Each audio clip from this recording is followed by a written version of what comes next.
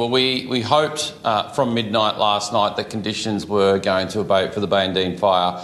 However, they haven't, and that fire progressed north and still continues to progress north. In fact, the situation has progressed sufficiently so that an emergency warning has just been issued for Elmhurst to leave now. That fire is heading in the direction of Elmhurst, and firefighters are doing their best to position themselves in and around the township. We are expecting some cooler temperatures today, around 18 degrees. However, there will be very brisk winds to 30 to 40 kilometres an hour from the south, which will further fan that fire in a northerly direction. Again, we're telling people in that area to have the Vic Emergency app with them today, listen to their emergency broadcaster, that they did not get any rain or reprieve overnight. So I do expect that fire conditions will remain reasonably volatile today. You were saying last night, Jason, that authorities and yourself, you were saying that the fire was expected to get worse before it gets better, and it does sound like that's happened. So what will be the focus of crews there today?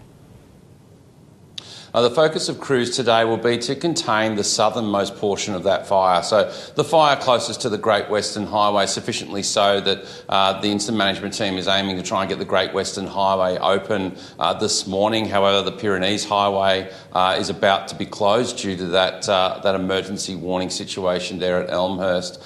Our next spike day, or next high fire day, is likely to be Wednesday next week. So crews are going to be over the next couple of days working really hard to put solid containment lines around the fire where it's come out into the open country, and then trying to suppress the fire in the timbered areas. But the concern for this morning is that fire is still moving north and now moving north towards Elmhurst, with an emergency warning just being declared for Elmhurst to leave now.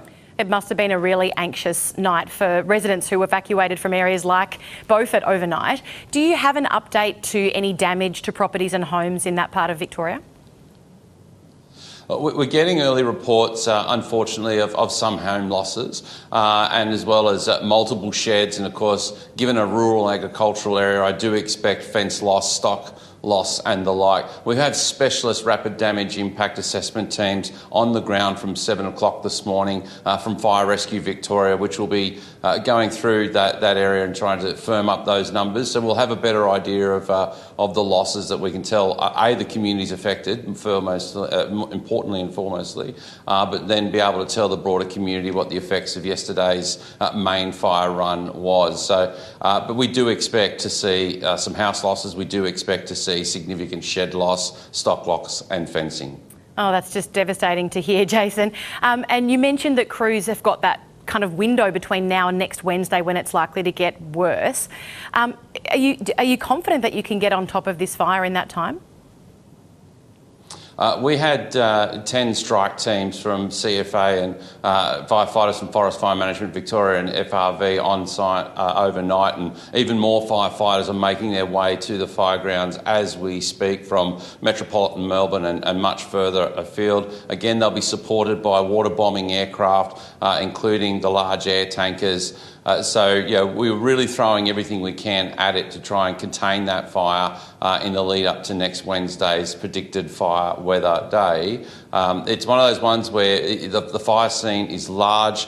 We're currently up and around the 10,000 hectare mark. It is quite large. And unfortunately, because of those really strong winds yesterday, it created a lot of spot fires and a lot of individual fires themselves in and around the main fire front. So there's going to be a lot of work to be done in containing and mopping up and securing fire line before that weather comes around again. Well, all the best to you and to those crews working so hard in that fire region this morning. Thank you so much for joining us, Jason. Thank you. Thank you, Margaret. So, yes, that breaking news there, that emergency warning for Elmhurst. The CFA is urging people in that town, in the Pyrenees region, in Victoria and environs to leave now before the situation gets worse. And by the sounds of it, it probably will this morning. Now, 3 relief centres have been set up for those evacuated from the fires, including the football ground on Lake Wendouree, from where reporter Patrick Mitchell joins us now. Patrick, good morning. So take us through the mood on the ground there this morning. Look, it's been a worrying night for a lot of people here, and that news you just heard from Jason Heffernan before, that there's possible house losses, is not the news that residents here want to hear when they'll wake up. Now, I need to be a little bit quiet here at the moment because there are people sleeping in their cars around here. I'm told there's about 20 people in the football club rooms itself, and then there's dozens more staying in their cars because, you know, they have pets and they obviously can't take them inside. So I do need to be a little bit quiet. And it has, of course, been a very traumatising day yesterday for these residents, and they need all the rest they can get, given that Jason Heffernan, as you heard just before, said that this likely will get worse today. Now, the feeling, the temperature on the ground here is actually quite cool. It's probably about 13 degrees. And the winds here feel relatively light, but it's a different story, of course, on the fire ground, as you heard before, and this situation could get worse, and that wind is now pushing it to the northeast and threatening more communities. So we have 2 emergency alerts as it stands this morning. One from yesterday, the Beaufort, that's about 23 towns in that emergency warning that's being told to leave now. And the other one that you heard just before we went to air for Amphitheatre and Elmhurst, and about 14 towns in those surrounds also being told to leave now. So at the moment, residents will be waking up to that news of possible house losses, not the news they wanted to hear, and they're in for another difficult day today.